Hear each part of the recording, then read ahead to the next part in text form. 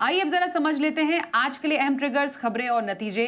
इस मोर्चे पर हमें और ज्यादा जानकारी देंगी जानवी। गुड मॉर्निंग जानवी, सबसे पहले जो नतीजे आए कैसे रहे? बिल्कुल, गुड मॉर्निंग। नतीजों के हिसाब से देखिए आखिरी दिन था कल रिजल्ट्स का, जिसमें केफिन टेक इसके नंबर्स आए।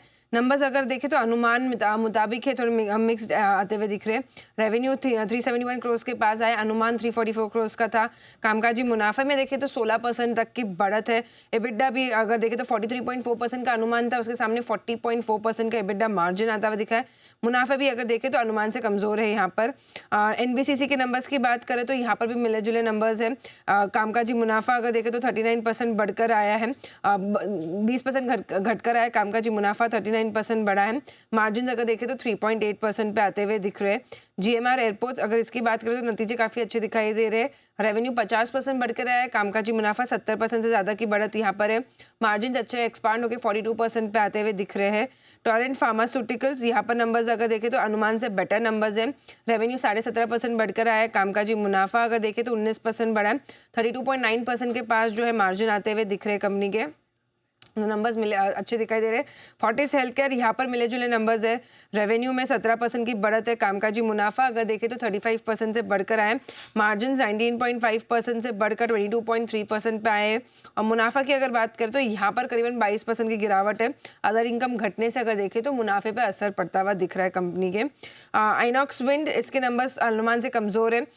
रेवेन्यू 32% बढ़कर आई है, कामकाजी मुनाफा अगर देखें तो 38% की यहाँ पर ग्रोथ है।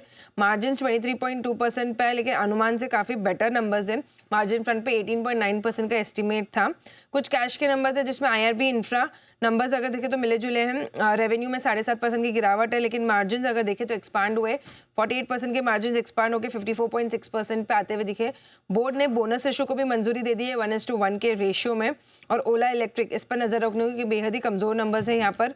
रेवेन्यू 55% घटकर आए। कामकाजी घाटा जो है कंपनी का ये बढ़ गया 460 करोड़ के सामने अगर देखें तो घाटा 271 करोड़ पे आया है। और ओवरऑल घाटा भी देखें तो यहाँ पर गिरावट है, 487 करोड़ का जो है घाटा आता हुआ दिखा है। और एलिगेयर एंटरप्राइजेस इसकी बात करें तो एनआई 31% बढ़कर आई है। और बोर्ड ने अपने इंश्योरेंस बिजनेस के डीमर्जर को जो है मंजूरी दे दी है।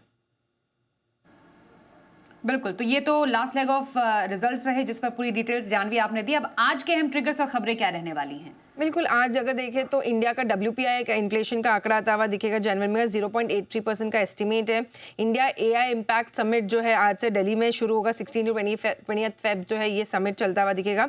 एचयूएल की जो डीमर्ज एंटिटी आइसक्रीम बिजनेस की क्वालिटी वॉल्स आज इसकी लिस्टिंग होनी है। और जेके टायर इसके 1.42 करोड़ शेयर्स जो है ये लिस्ट होते हुए दिखेंगे। आईपीओ के हिसाब से फ्रैक्टल एनालिटिक्स ये आईपीओ की आज लिस्टिंग है। इशू प्राइस अगर देखें तो 900 रुपये का है। और टोटल सब्सक्रिप्शन लगभग 2.7 टाइम्स जो है आईपीओ सब्सक्राइब हुआ था। Tenneco clean air, Bluestone jewellery, highway infra इनके जो है एंकर लॉक-इन्स खुलते हुए दिखेंगे। और कुछ कंपनीज के आज एक्सडेट है जिसमें अपोलो हॉस्पिटल और टोरेंट पावर है।